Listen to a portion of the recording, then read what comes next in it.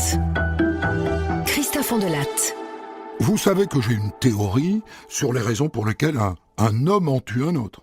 Il n'y a que 2 mobiles. 2. Alors pour quelle raison a-t-on tué Sébastien Duplessier en 2016 à Compiègne dans l'Oise? Eh bien, vous n'allez pas tarder à le savoir.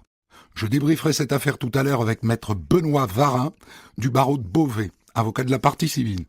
J'ai écrit cette histoire avec Kiss, réalisation Céline Lebras. Europe 1, Christophe Ondelatte.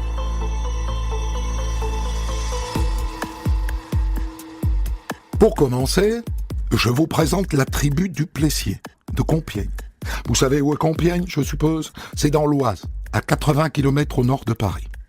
Dans la tribu Duplessier, il y a d'abord la mère, Monique, et puis son fils aîné, David, et enfin, ses 2 jumeaux, Alexandre et Sébastien. Et si je dis que c'est une tribu, c'est parce que ces 3 gamins entretiennent une relation fusionnelle avec leur mère. Attention, hein, ce ne sont pas des bébés. L'aîné a un peu plus de 30 ans et les jumeaux 29. Mais ils sont restés soudés autour de leur maman. Vous voyez? Il y a toutes sortes d'enfants, hein, ça vous le savez. Il y en a qui vivent leur vie dès qu'ils ont quitté le nid. Un petit coup de fil à maman 2-3 fois par mois, un repas de temps en temps autour d'un poulet le dimanche, mais rien de plus. Mais chez les Duplessier, ça ne fonctionne pas comme ça. Chez les Duplessier, on s'appelle tous les jours. Chez les Duplessier, on n'a pas coupé le cordon ombilical. Celui qui nous intéresse dans cette famille, c'est Sébastien, l'un des 2 jumeaux. Il est menuisier charpentier et il travaille dans l'entreprise de son frère jumeau Alexandre. Et il est célibataire. Pas parce qu'il est un peu coincé, hein.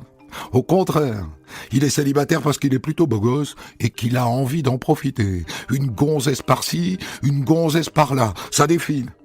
Voilà, vous connaissez un peu Sébastien. Au moment où débute cette histoire, tout va bien dans sa vie. Ça ne va pas durer.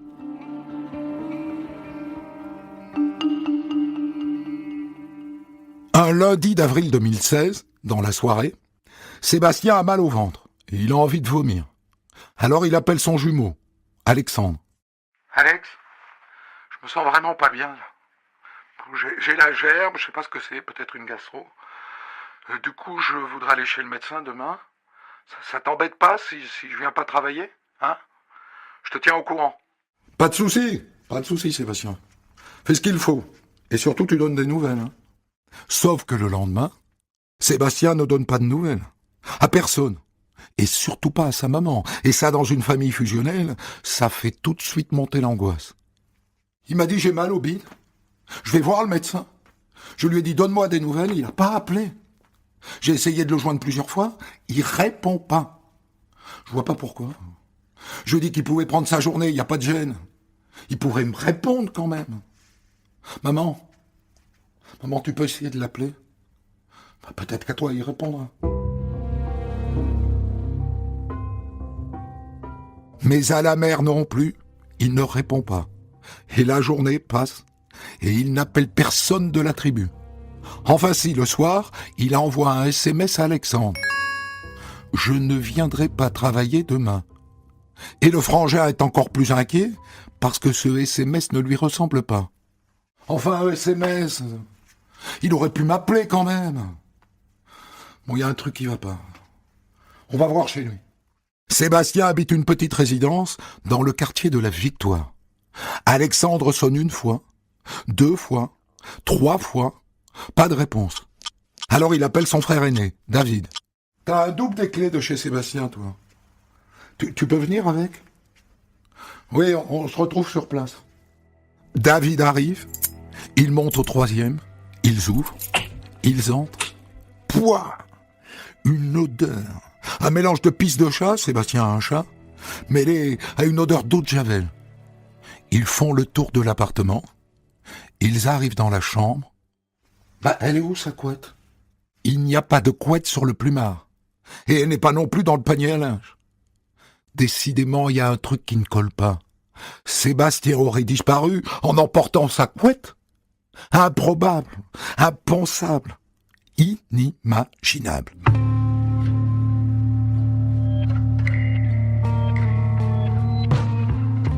En repartant, les deux frères tombent sur la voisine du dessous.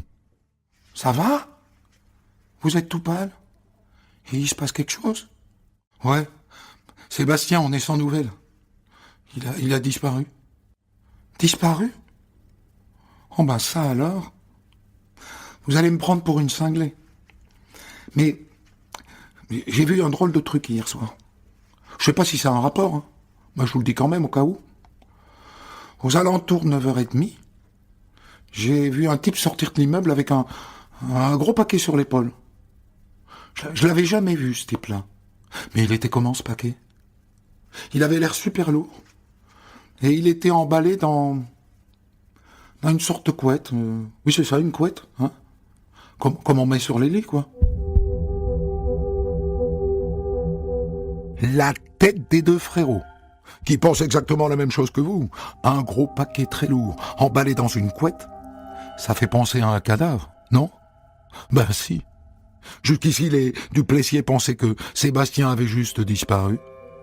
Et là, ils commencent à envisager qu'il soit mort, qu'on l'ait tué, et évacué son cadavre après avoir nettoyé son appartement, d'où cette odeur d'eau de javel. Les deux frères filent immédiatement chez les flics. On est très inquiets. Parce qu'il y a une voisine qui nous a dit qu'elle avait vu un homme qu'elle connaissait pas sortir de l'immeuble hier soir avec un gros paquet sur l'épaule. Et vous voyez ce que je veux dire ? On a peur que ce soit... Enfin, vous voyez quoi ? Les policiers voient très bien. Et ils débarquent sur place dans la foulée. Et ils font le tour de l'appartement. Ça paraît clair, on a fait le ménage ici. On a fait le ménage et on l'a pas rangé derrière. C'est quand même bizarre. Vois l'aspirateur, il est au milieu du couloir.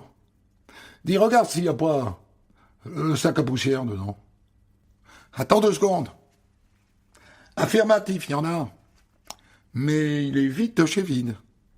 Comme si on avait voulu effacer des traces du ménage. Viens voir. Regarde l'évier. Regarde ces petites taches, là. Ça m'a bien l'air d'être du sang, ça. Ça sent pas bon, tout ça. Ça sent pas bon.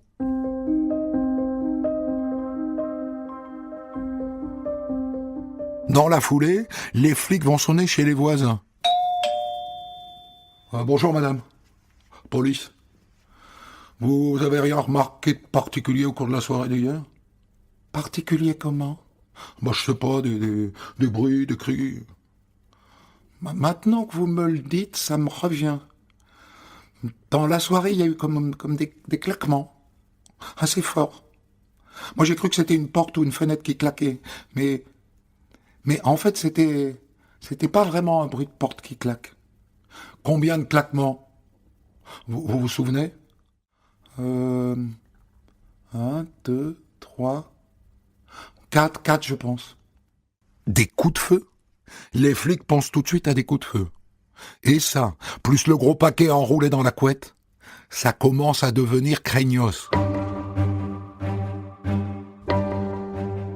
Pendant ce temps-là, les policiers de la scientifique ont commencé à examiner l'appartement de Sébastien sous toutes les coutures. Et sur l'accoudoir d'un fauteuil, ils ont trouvé de la poudre, des résidus de tir. Ça se confirme. Ce n'était pas des claquements de porte, c'était des coups de feu. Sébastien Duplessis a été tué. Et son corps évacué, ça paraît clair.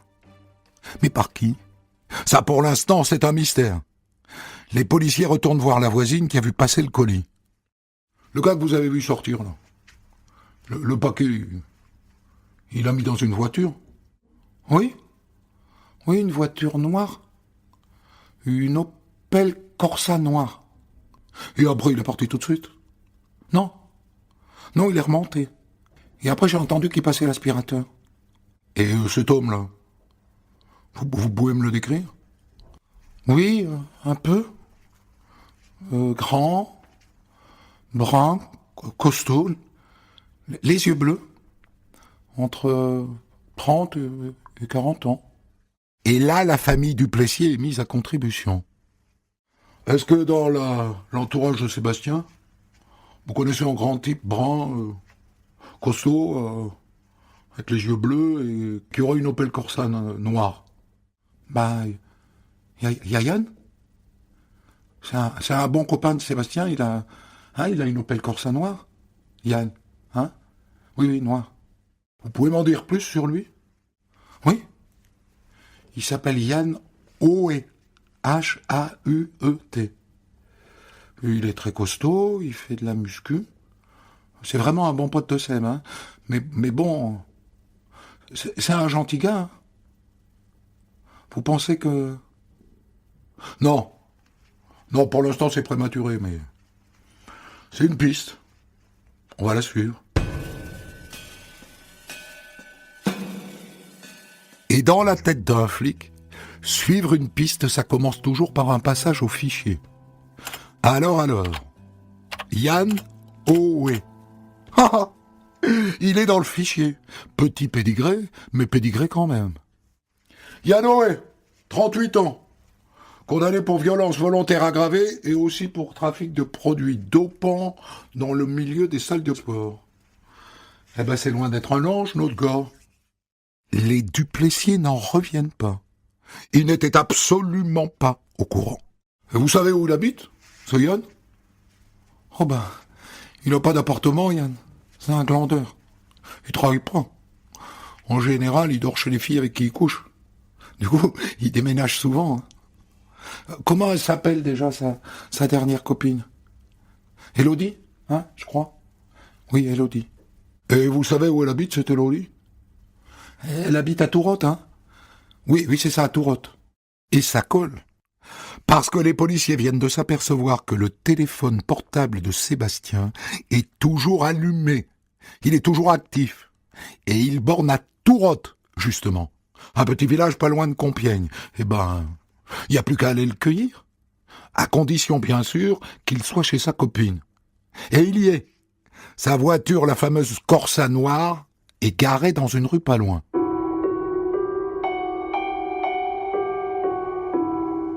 À 6h du matin, les policiers toquent à la porte de la copine Élodie. C'est elle qui leur ouvre, à moitié dans le coltard. « Bonjour madame, police nationale. Votre compagnon, là, Yann Auet, il est chez vous ?»« Ah non, il est pas là, non. » Mais pile à ce moment-là, les flics entendent du bruit dans la maison. Et au même moment, un policier resté derrière aperçoit une ombre dans la nuit, quelqu'un qui vient de sauter d'une fenêtre dans le jardin. Et il le voit courir vers la maison voisine. C'est lui! Nom de Dieu! C'est lui, il est en train de se barrer. Le flic alerte ses collègues. Mise en cause vient de sauter par la fenêtre. Il court en direction du bois. Ok, on arrive. Et c'est parti pour une course-poursuite, qui n'est pas gagnée d'avance. Yann Auet est sportif, il saute les haies comme un cabri. Putain, il court vite ce con! Les policiers arrivent tout de même à le localiser par les aboiements des chiens. Et leur chance, c'est qu'il se dirige tout droit vers un marécage. Et à un moment, il est coincé. Et il lui saute dessus. Et ben voilà. Il n'a pas été facile à attraper le poisson, mais il est dans l'épuisette. Et sa courte cavale résonne comme un aveu. Parce que s'il était innocent, il ne se serait pas calté comme ça.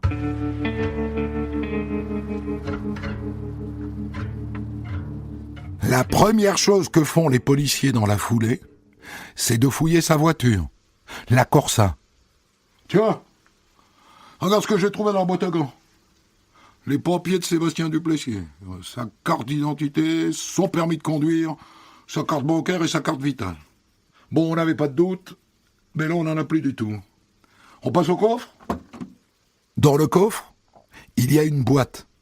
Et les policiers l'ouvrent. Bingo! Regarde-moi ça! Un pistolet 22 long rifle. C'est munitions. Et regarde là, 1, 2, 3, 4 douilles percutées. 4!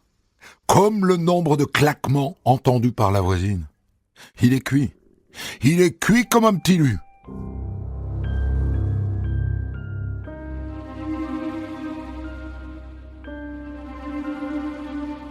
Et maintenant, voyons s'il va se déballonner en garde à vue. Avec toutes les preuves accumulées, le téléphone, le 22 long rifle et les 4 balles, en principe, il ne va pas pouvoir nier. Bien, jeune homme, nous avons de bonnes raisons de penser que vous êtes mêlé à la disparition de votre ami Sébastien Duplessier. Est-ce qu'on a tort? Totalement? Je savais pas qu'il avait disparu, moi, Seb. Moi, j'y suis pour rien. Si vous êtes pour rien, pourquoi est-ce que vous êtes enfui? Parce que je vous ai vu arriver, ça a été un réflexe, quoi, c'est idiot. J'aurais pas dû, mais... Moi, j'ai rien à voir avec cette histoire. Très bien. Ramenez-le en cellule. Ça vous laisse le temps de réfléchir. Par exemple, au fait qu'on a trouvé un pistolet 22 long rifle dans le coffre de votre voiture avec 4 balles percutées. Hein? Laissez tout ça macérer dans votre petite tête. Et on se revoit tout à l'heure.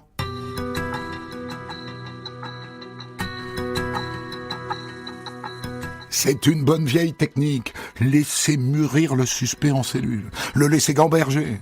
Le laisser réaliser qu'il est coincé. Quand ils reviennent le chercher, les flics voient bien que ça a marché. Tout à l'heure, il était très sûr de lui. Maintenant, il est tout ramollo. Alors, vous avez les idées au clair maintenant? Hein? Allez, suivez-moi. Asseyez-vous. On a été où déjà? Oui, nous pensons que vous avez tué votre ami Sébastien avec ce 22 long rifle qu'on a trouvé dans votre voiture. On a raison, monsieur?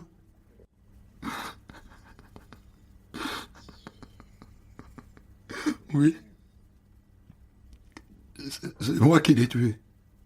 Ben voilà! Vous pouvez nous raconter. Mardi soir, je suis allé chez Seb avec mon arme. C'est une arme que j'avais achetée sur Internet pour faire du tir sportif. Il l'a trouvé cool. Il a voulu me l'acheter. Vous le sentez venir, le zigoto? Dans 2 secondes, il va nous expliquer que c'est un accident. Alors, je lui ai montré comment le gun fonctionne, comment ça se charge et tout ça. Et le coup est parti. Tout seul. Et il a pris la balle dans la tempe et... C'était horrible, c'était horrible. Je vous l'avais dit, c'est un accident. Il nous prend pour des jambons. Quand j'ai vu qu'il était mort, je savais pas quoi faire. J'ai paniqué parce que mon casier judiciaire, je me suis dit personne va croire à un accident. Je me suis dit j'irai en prison. Mais je le méritais pas, c'était un accident. Alors j'ai tourné en rond en fumant des clopes. Et puis, je me suis décidé. Je lui ai tiré 3 autres balles, à bout portant dans la tête, pour faire croire à un règlement de compte. Et puis j'ai trouvé des serflex, des sacs plastiques et puis du cellophane pour l'attacher, le ficeler, pouvoir le transporter dans une couette sans que ça dépasse, quoi. Je l'ai enroulé dans la couette et je l'ai descendu à la voiture. Et ensuite, je suis remonté pour faire le ménage. Il y avait du sang partout. Et après, j'ai roulé, sans trop savoir où aller. Et j'ai fini par laisser le cadavre dans un sous-bois près de Choisy-au-Bac. Eh ben, vous allez nous y conduire, hein? Allez, c'est parti. Direction Choisy-au-Bac. Arrêtez-vous. C'est ici. La voiture de police se gare le long de la départementale 66, en lisière d'une forêt. Ah bah dis donc, vous n'êtes pas compliqué la vie, hein. La couette blanche est visible de la route. Les policiers la déroulent. La tête de Sébastien est dans un sac poubelle. Ses chevilles et ses poignets sont attachés avec du serflex. Et ses bras sont plaqués au corps avec du cello frais. Il retire le sac poubelle. Il compte les impacts de balles dans la tête. Il y en a bien 4.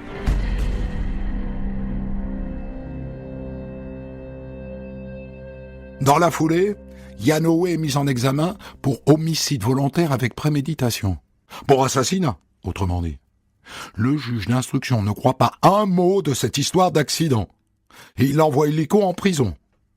Et après, il faut prévenir la tribu du Plessier, ou ce qu'il en reste. Eux qui rêvaient encore secrètement que Sébastien soit juste séquestré. Les pauvres.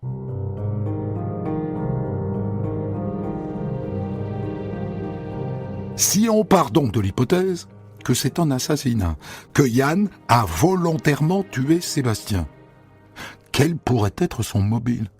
Pourquoi tuer un de ses meilleurs copains? On peut pas compter sur lui pour nous l'expliquer. Il maintient interrogatoire après interrogatoire que c'est un accident. Un accident qu'il a voulu ensuite maquiller en règlement de compte. Les policiers se lancent donc dans une enquête sur leur histoire à tous les deux. Et ils font d'abord le tour des copains. Yann et Sébastien, ils se connaissaient depuis l'adolescence. Je comprends pas. Il n'y avait pas de conflit entre eux. Et ensuite, ils interrogent la mère. Ça sent les choses, une mère. Mais ça fait longtemps que je le connais, moi, Yann. Pour moi, c'était pas un méchant garçon. Mais quand même, hein, il profitait beaucoup de la générosité de mon fils. Parce que Yann, il travaillait pas. Il vivait des allocs. Il avait jamais un centime sur lui. Et Sébastien, il travaillait. Il avait pas de problème d'argent. Et quand ils allaient boire un coup, c'est lui qui payait. Tout le temps. Tout le temps. Et il lui prêtait de l'argent aussi. Il savait que l'autre rembourserait jamais. Hein. Mais il s'en fichait. Il était généreux, mon fils. Donc, il y avait un loup entre eux. L'argent. Sébastien en avait et Yann n'en avait pas. Et vous connaissez ma maxime. Il y a 2 raisons de tuer quelqu'un. L'argent et... Et quoi? Je veux vous l'entendre dire de tous les coins de la francophonie. Je veux entendre le cri de ceux qui savent. Pourquoi on tue? Allez-y! Je veux que ça revienne jusqu'à mes oreilles. Le cul! Le cul, nom de Dieu, le cul! Alors voyons. Qu'est-ce qu'il y a à gratter du côté du cul? A priori pas grand-chose. Même si c'est vrai qu'ils étaient très différents dans ce domaine tous les deux. Sébastien, c'était un homme à femme. Ah, ça oui. Mais il les respectait, hein. Il les aimait et il les respectait. Alors que Yann c'est un vantard. C'est pas pour rien qu'il fait de la gonflette. Yann, c'est le genre de mec qui raconte. Je l'ai prise comme ça, je lui ai fait ci, je lui ai fait ça, je peux te dire qu'elle grimpait au rideau, etc., etc. Mais vous connaissez le proverbe.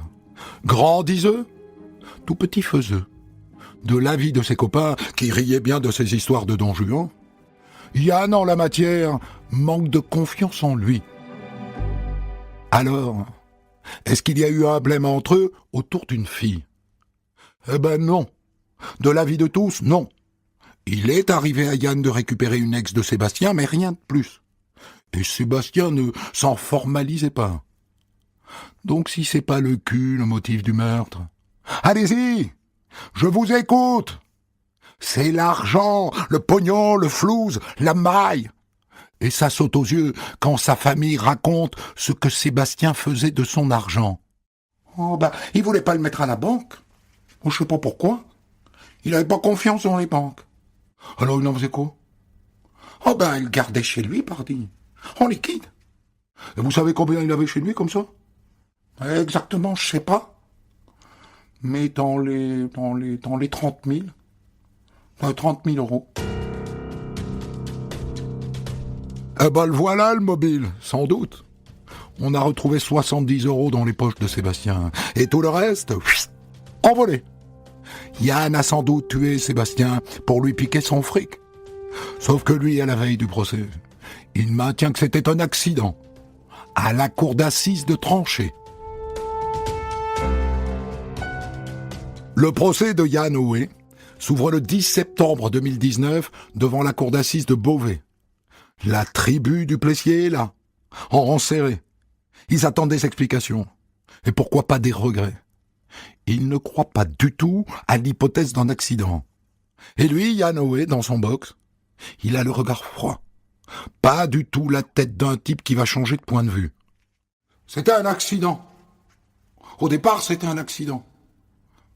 Une mauvaise manipulation du pistolet. Qui voulait m'acheter. Ça, je le regretterai toute ma vie. Mais il n'y a rien de plus. Rien. Et là, il s'assoit. Il tapote son pupitre. Il regarde sa montre. Et puis, il regarde ses ongles, négligemment. C'est bon, ils sont propres, tes ongles.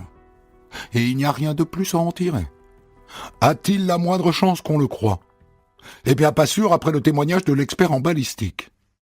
Pour libérer le coup de feu d'un pistolet 22 long rifle, il faut exercer une pression conséquente sur la gâchette.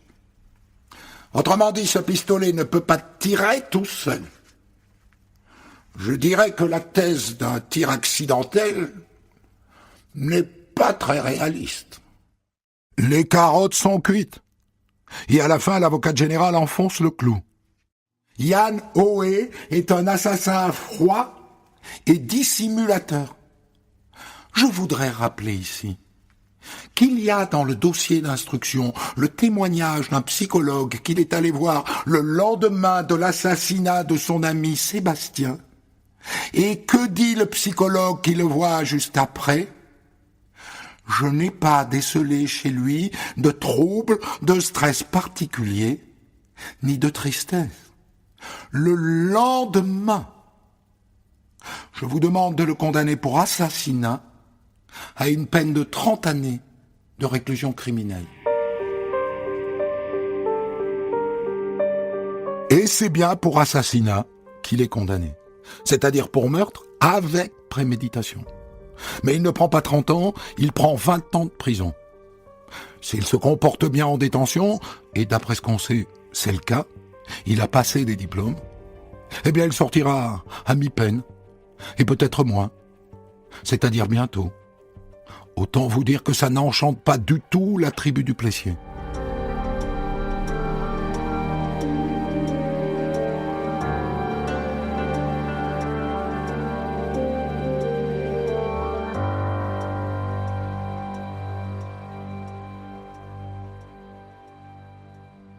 Et la tribu du Plessier, en tout cas une partie d'entre elles, vous êtes leur avocat, maître Benoît Varin.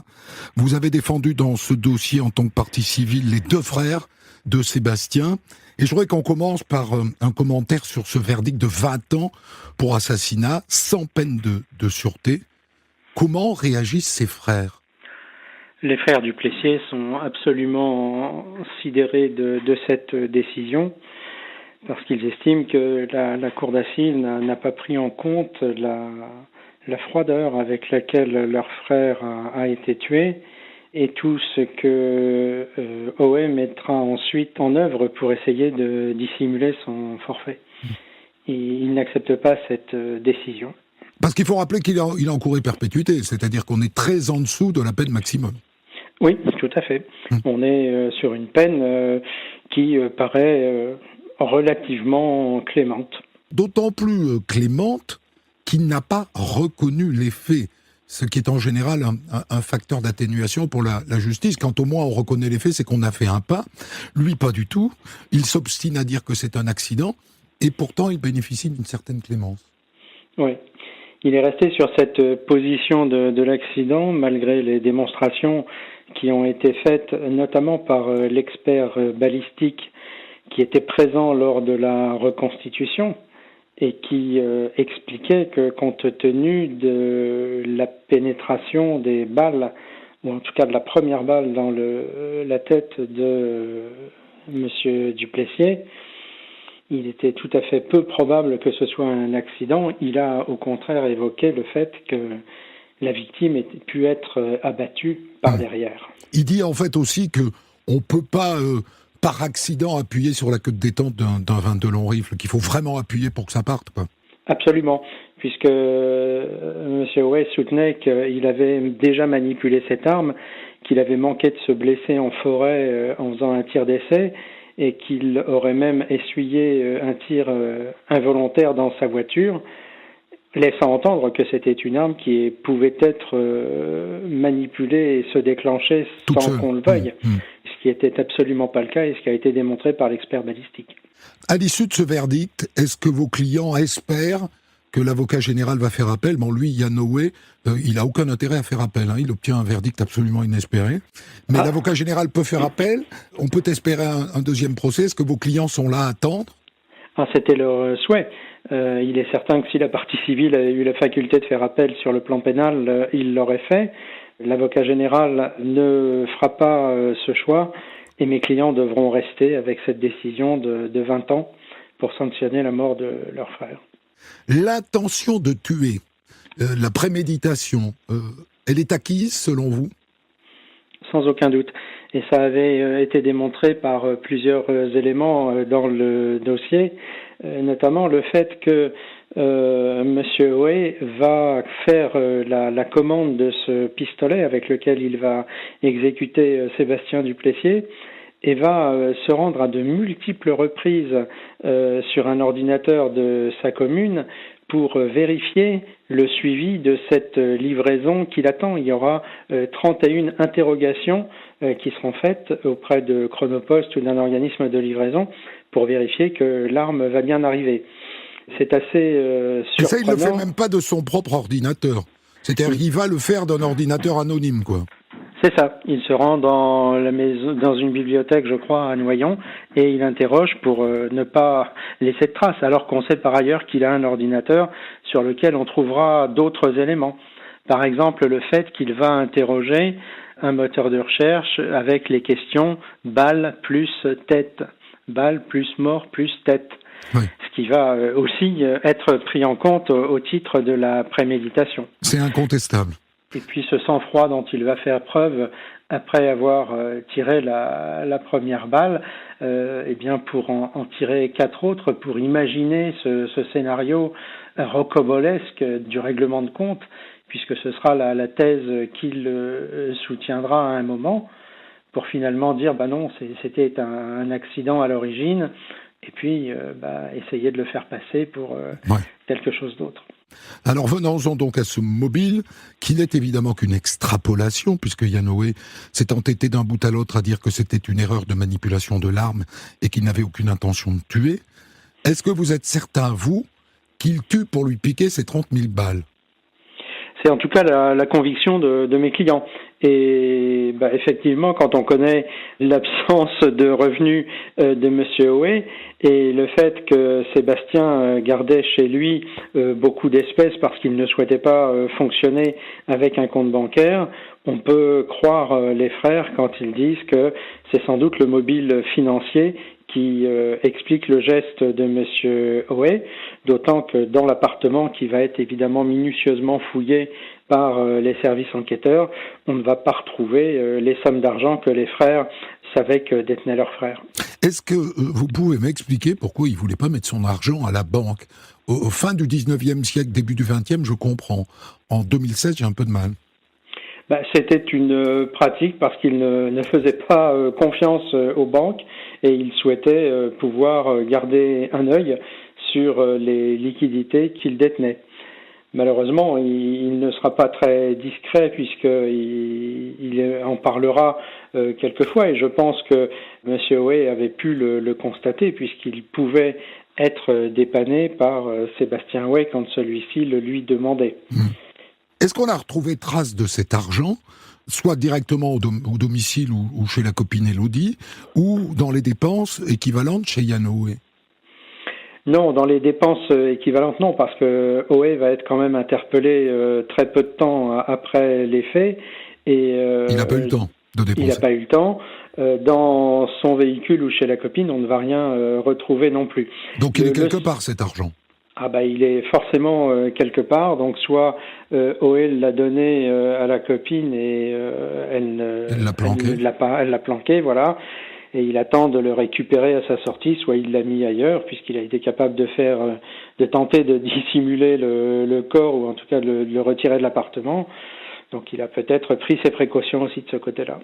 Parlez-nous un peu, maître, de Yann Hoé. Vous le connaissez un peu, moi pas du tout, vous l'avez vu durant le procès.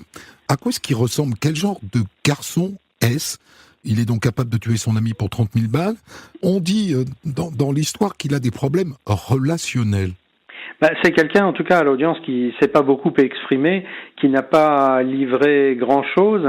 C'est un grand gaillard, il est costaud, il a fait de la musculation et il a même, je crois, été champion de France dans une catégorie de musculation. Oui. Et c'est quelqu'un qui va paraître comme assez solitaire. Il n'a pas beaucoup d'amis et c'est pratiquement Sébastien et les frères de Sébastien qui sont les gens les plus proches qu'il ait pu avoir. C'est quelqu'un qui a vécu avec une autre femme avec qui il a eu un enfant. Il a été condamné pour les violences que cet enfant aurait subies. Alors à l'audience, il viendra dire que c'est totalement faux et qu'il a été condamné à tort, mais il n'empêche que on avait au dossier les éléments et notamment la déposition qui avait été faite par le petit garçon âgé de 3 ans à l'époque qui confirmait sans aucune équivoque possible qu'il avait reçu des violences. Donc c'est un type qui n'a pas d'affect, froid. Absolument, et c'est ce qui soulignera, comme vous l'avez rappelé tout à l'heure, le psychologue qu'il rencontrera le lendemain des faits, où il vient de loger 4 balles dans la tête de son meilleur ami et qu'il ne laissera rien transparaître, d'une froideur absolument totale. Et c'est ce qui marquera aussi la famille à l'audience, c'est qu'il n'exprimera rien, il aura des larmes pour vous dire quand on va évoquer le fait que les animaux de son copain sont restés sans manger et sans boire puisqu'il les avait laissés dans l'appartement. Mmh. Mais il n'y aura pas une larme de versée quand on évoquera la mémoire de Sébastien. Un dernier élément sur le verdict. Je suppose que si les jurés qui se sont réunis, les 6 jurés avec les 3 magistrats dans cette pièce pour prendre leur décision, s'ils lui ont donné 20 ans et pas 30, c'est qu'ils ont trouvé quelque chose qui atténuait un peu la responsabilité de ce garçon. Est-ce que vous êtes capable de nous dire quoi ? J'ai beaucoup d'interrogations à ce sujet-là, et même avec la motivation de l'arrêt criminel. J'ai pas vraiment d'explication sur ce verdict. Peut-être ont-ils considéré que c'était quelqu'un qui n'avait pas eu beaucoup de chance dans la vie et qu'il y avait peut-être une forme de jalousie vis-à-vis de Sébastien qui pouvait peut-être faire qu'il ne méritait pas la peine maximale. Mais moi, j'ai pas d'explication de ce côté-là. J'ai pas compris cette décision. Et il a eu de la chance de tomber sur un jury si magnanime. Je vous remercie infiniment, maître Benoît Varin, avocat au barreau de Beauvais. Des centaines d'histoires disponibles sur vos plateformes d'écoute et sur europe1.fr.